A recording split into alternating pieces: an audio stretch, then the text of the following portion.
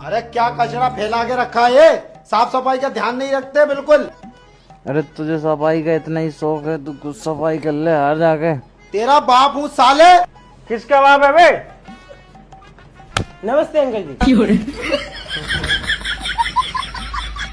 Uncle पापा ये कैसे कैसे लोगों के साथ रह रहा है? पूरा कचरा कचरा फैला के रखा है। प्रणाम पापा जी। अरे तू चाय बनाना पापा के लिए।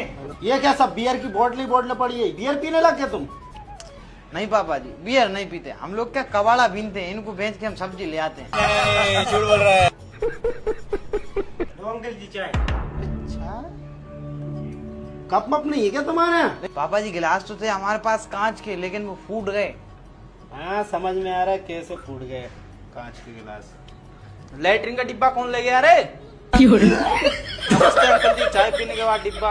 इतने तेजस्वी लोग हैं हमारे पास।